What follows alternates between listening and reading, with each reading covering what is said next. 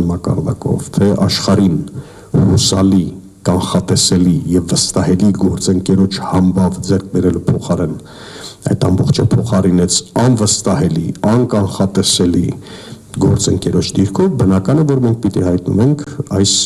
տվյալ պետության ինքնիշխան որոշումների կայացման վրա։ Պետության ինքնիշխան որոշումները ընդունում են էլիտաները։ Էլիտաների արժեքային խեղվածության կամ չկողմնորոշվածության դեպքում դու դառնում ես շատ ավելի խոցելի արտաքին անվտանգային հետախուզական ծառայությունների գործունեության համար։ Հայաստանը 20 թվականից հետո դարձել է հիմնականում միջնորդավորված թուրք-ադրբեջանական լոբիստական շահերը սպասարկող պետությունների կամ միջազգային կազմակերպությունների ազդեցության գոտի, ինչի վառ վկայությունն է ոչ միայն տնտեսական որոշակի տրանսֆորմացիաների կամ սոցիալ-տնտեսական, որոնք Հայաստանյան օրակարգում են, այլ նաև քաղաքական գլխավոր նարատիվի ճշգրտման առումով, որովհետև երբ ասում ենք Հայաստանը դարձել է այլ պետությունների սպասարկման վայր, մենք գործում ենք պաշտոնական Անկարայի եւ Բաքվի հակահայկական նարատիվի վճռորոշ լինելու հետ։ Հայաստանը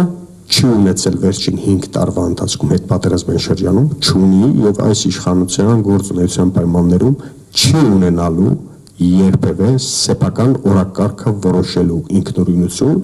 անկախություն։ Հայաստանյան քաղաքական օրակարգը թելադրված է Բաքվից եւ Անկարայից,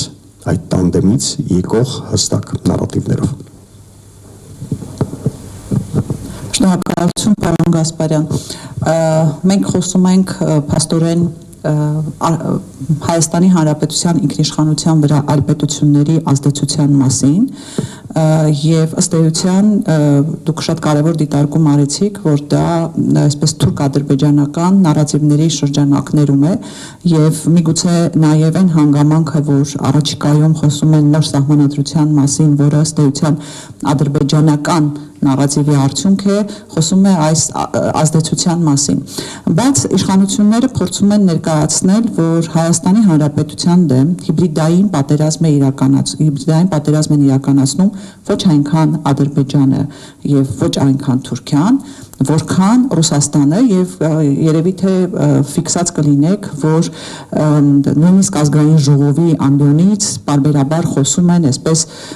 իրենց կողմից ձևակերպումով ռուսահպատակ, չգիտեմ, այսպիսի ձևակերպումներ են տալիս եւ այլն։ Դրան զուգահեռ տեղի ունենում այլ process, երբ Եվրոպական միությունը ուրեմն տրամադրում է ֆինանսական միջոցներ առաջիկայում Հայաստանի Հանրապետության ընտրությունների ժամանակ կանխելու հնարավոր հիբրիդային հարձակումները եւ այլն։ Հիմա ինչ է սա, ուղիղ ազդեցություն, թե հակառակ ազդեցությունները չեզոքացնելու համար ուղղված ֆինանսական միջոցներ։ Ես փորձեմ երկու հետաքրքիր շերտով ներկայացնել այդ ամբողջը։ Նախ եկեք ընդհանուր պայմանավորվենք, որ որևէ գնահատական, որ ընդհանրապես հակաիշխանական կամ ոչ իշխանական ճամբարում գտնվող դաշտը հնչեցնում է, ամենևին չի նշանակում, որ մենք ատելություն ենք հրահրում այս կամ այն պետության նկատմամբ, ինչը բնականաբար իշխանության լարած թակարդն է, որի մեջ փորձում է գցել ընդդիմությանը։ Երբ մենք խոսում ենք ռուսական, ամերիկյան, եվրոպական կամ X պետության տվյալ ժամանակահատվածում Հայաստանի շահերից չբխող քաղաքականության մասին, չի նշանակում, որ մենք ճշտամական վերաբերմունք ունենք այդ պետությունների նկատմամբ, պարզապես որպես սուվերեն պետության իրավունք ունեցող, ձայն ունեցող միջազգային հանրությունում, մենք ձայնը պիտի բարձրացնենք այդ քաղաքականության վերաբերյալ, որը հակասում է մեր պետական ազգային երակապետական կամ կենսական շահերին, որոնք ձևակերպված չեն որպես այդպիսին մեր իշխանության կողմից։ Տեսեք, Եվրոպան այսօր խոր ճգնաժամի մեջ է։ Եվրոպան այդ ճգնաժամի մեջ ամենայն դեպս փորձագիտական եւ վերլուծական անցած մի քանի տարվա ընթացքում ես անդադահազանգում եմ այդ մասին, որ Եվրոպական միություն որպես այդպիսին, որպես քաղաքական երբեմնի դերակատար, ինքը վերանալու է աշխարհի քաղաքական քարտեզից որոշումների,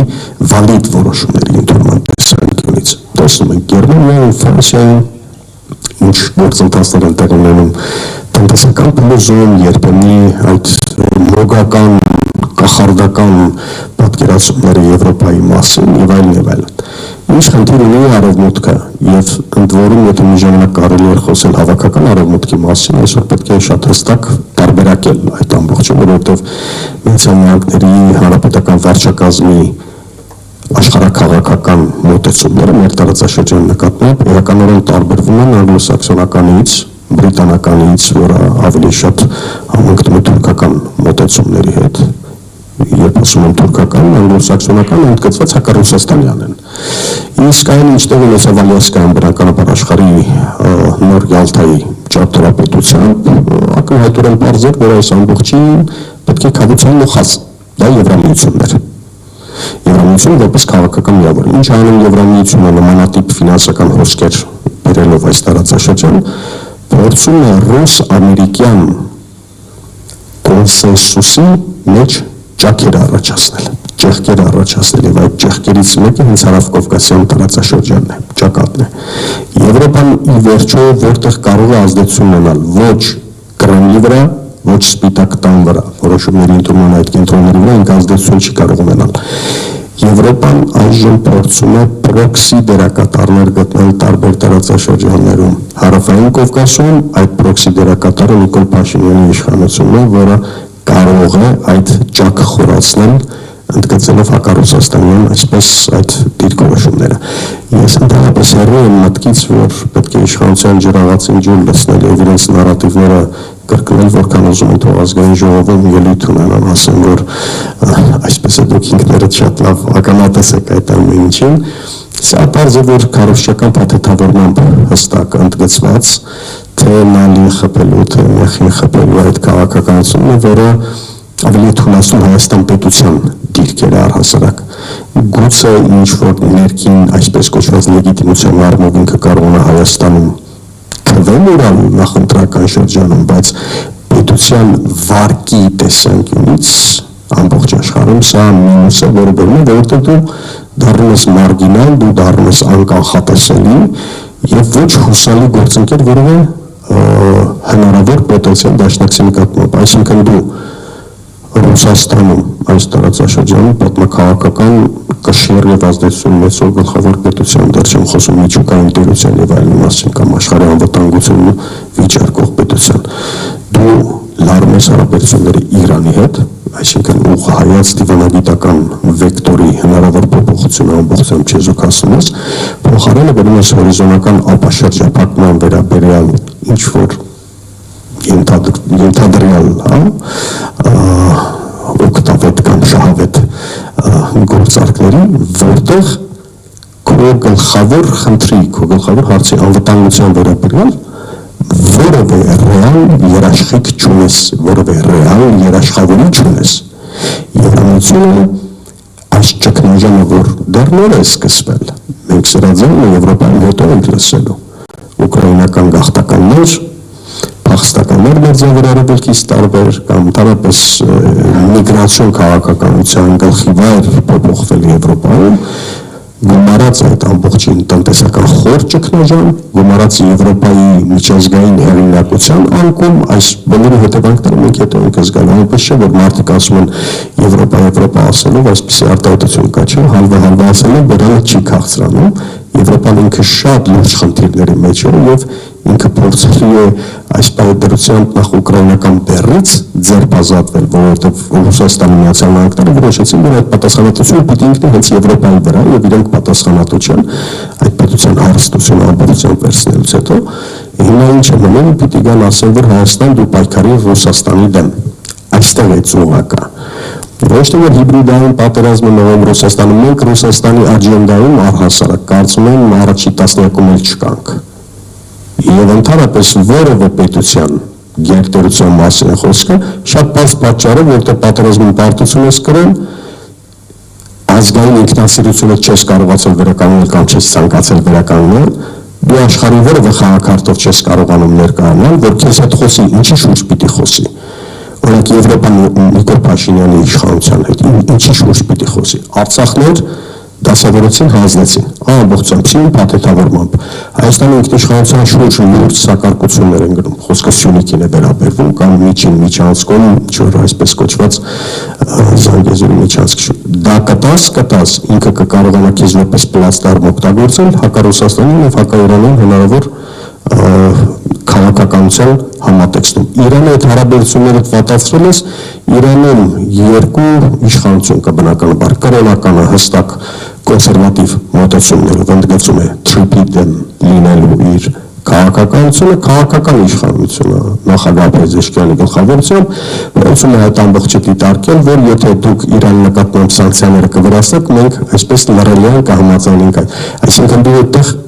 հստակ դիրքորոշում չունես որևէ պետությունից, մեկ օր այսպես, մեկ օր այդպես ես ասում, եւ դրա համար հայտնվել ենք օդից կախված մի վիճակում, Եվրոպան ասում է ձեզ ինչ անհրաժեշտ, փող կտանք այդ փողը, շարունակեք հակառուսաստանյան դիրքորոշումը որտեղ գրել։ Ամբողջ խաղը կարծում եմ հենց այս տրամաբանության շուրջ է հյուսվել եւ կմախքը առանցքը Հայաստանը հերթական պլատֆորմ դարձնելը հակառուսաստանյան եւ հակաիրանական գործողությունների համար։ Շնորհակալություն պարոն Գասպարյան, պարոն Վրդանեսյան, մենք սկսեցինք խոսել հիբրիդային հարձակումների մասին, բայց ինձ մոտ կա տպավորություն, որ հասարակությունը այդպես էլ չի հասկանում, ինչ է իրենից ներկայացնում այդ հիբրիդային հարձակումը։ Չնայած բոլորը իրենց այսպես առօրյա խոսակցական լեքսիկոնում արդեն ընդգրկել են հիբրիդային հարձակումներ բառակապակցությունը եւ շատ լավ կլիներ մի հատ փորձենք հասարակությանը բացատրել վերջո ինչ են հիբրիդային հարձակումները, որտեղից են Հայաստանին սպասվում այդ հիբրիդային հարձակումները եւ արդյոք